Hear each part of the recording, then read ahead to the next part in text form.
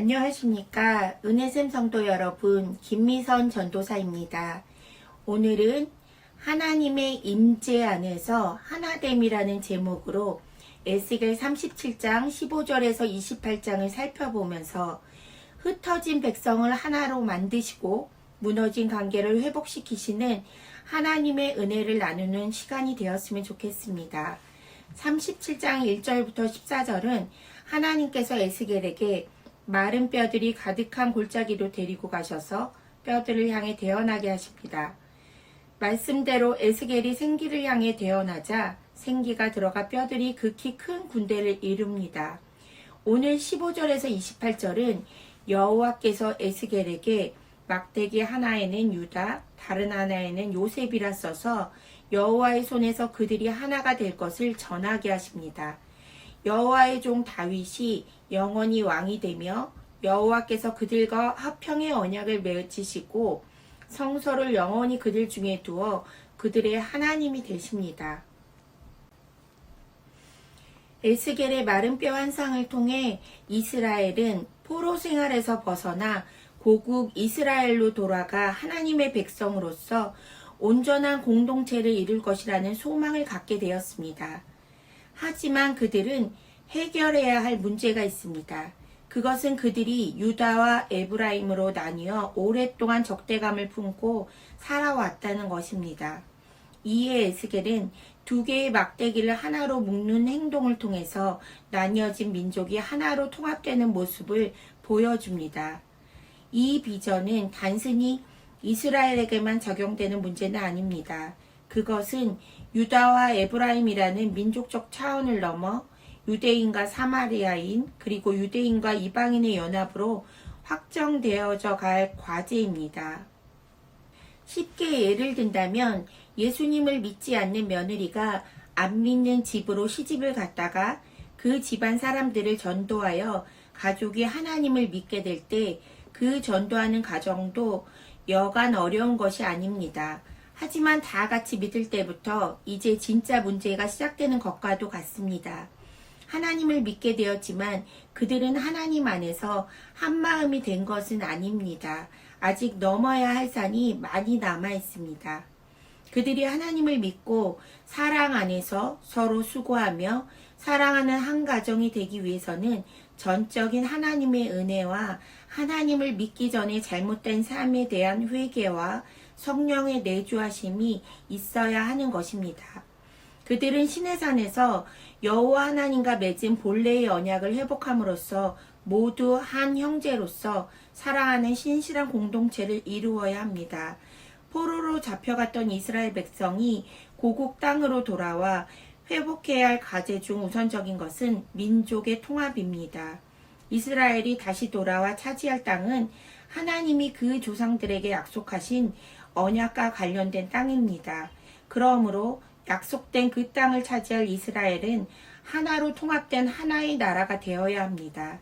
왜냐하면 하나님은 하나님의 언약 백성으로서 마땅한 모습이기 때문입니다. 언약 공동체로서 하나가 될 때 이스라엘은 하나님의 참 백성이 되고 하나님은 그들의 하나님이 되십니다.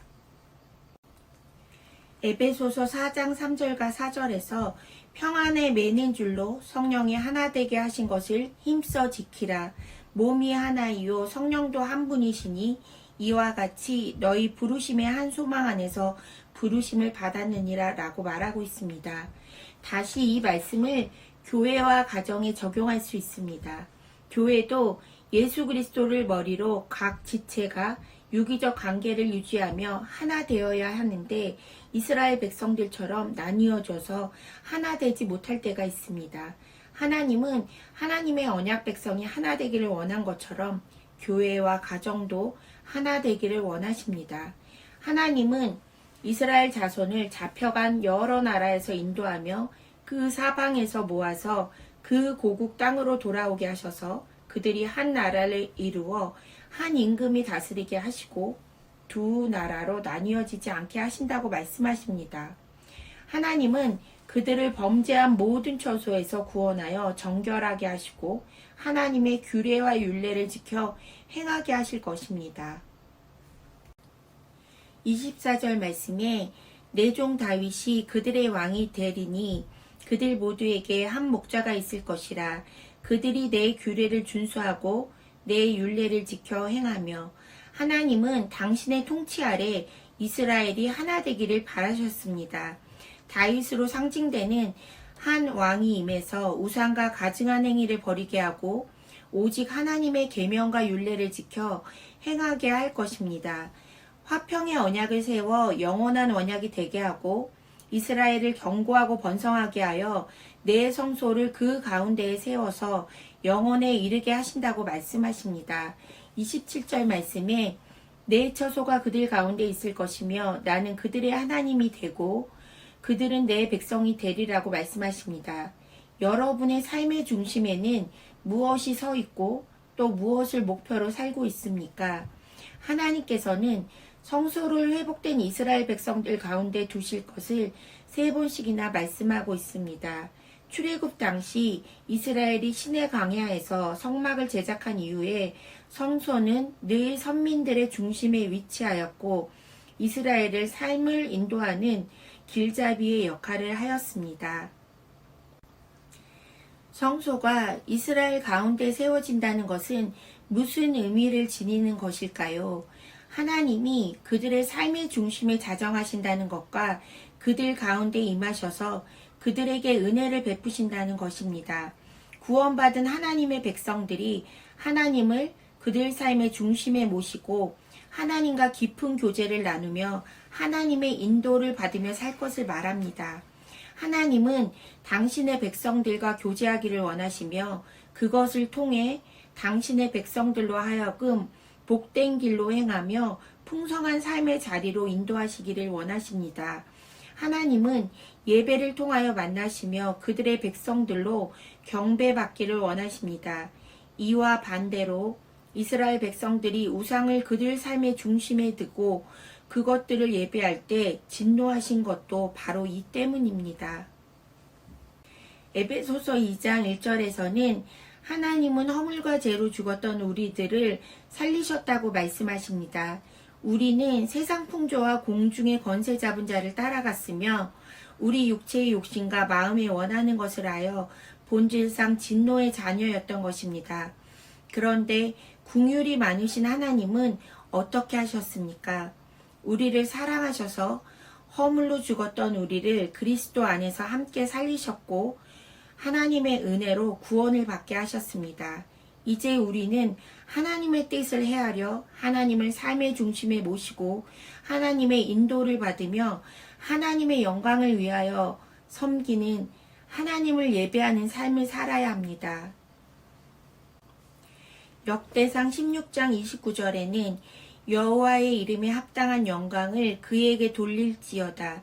제물을 들고 그 앞에 들어갈지어다. 아름답고 거룩한 것으로 여호와께 경배할지어다 라고 말하고 있습니다. 하나님을 떠나 살며 허탄한 우상을 숭배하던 이스라엘은 점점 파멸의 자리에 이르고 말았습니다. 그들 스스로는 어떤 소망도 기대할 수 없는 지경에 처해 있었습니다. 하나님은 북이스라엘과 남유다 백성들을 하나 되게 하시며 회복시키십니다. 다윗의 자손으로 약속된 메시아 그리스도를 보내셔서 그의 인도를 따를 것입니다. 마지막으로 그들 가운데 당신의 성소를 굳건히 세우실 것임을 말씀하십니다. 진정한 하나됨은 하나님과의 관계가 정상적으로 회복되었을 때 가능합니다. 하나님이 우리 가운데 임하셔서 우리가 참된 예배를 드림으로 그리스도의 인도를 따라야 합니다. 하나님을 중심으로 삶의 중심이 세워져야 합니다. 하나님이 백성 중에 영원히 거하시기 때문에 영원한 언약이 될 수 있습니다. 하나님이 그들의 하나님이 되시고 그들이 하나님의 백성이 되는 관계가 영원히 유지되는 것입니다. 우리도 이스라엘과 같이 아무런 희망이 없는 절망 속에서 죽었었습니다. 그런데 하나님이 우리를 구원해 주시고 회복시켜 주셨습니다. 이제 우리를 회복시킨 그곳에서 신실한 공동체를 이루어 가야 합니다. 하나님의 임재 안에서 십자가 보혈의 공로로 죄인인 우리가 하나님과 화평하게 되었음을 기억해야 합니다. 하나님의 임재하시는 처소가 영원토록 우리들 가운데 계심으로 세상이 우리를 거룩하게 하시는 분이 바로 여호와 하나님임을 알게 될 것입니다. 두 가지 기도 제목으로 기도하면 좋겠습니다. 첫 번째, 죄로 인하여 죽었던 우리를 구원하신 하나님의 말씀의 통치 아래 순종하며 하나 되는 교회와 가정과 개인이 되도록. 두 번째, 하나님의 임재가 우리 안에 충만하여 하나님과의 관계가 회복되도록 기도하겠습니다.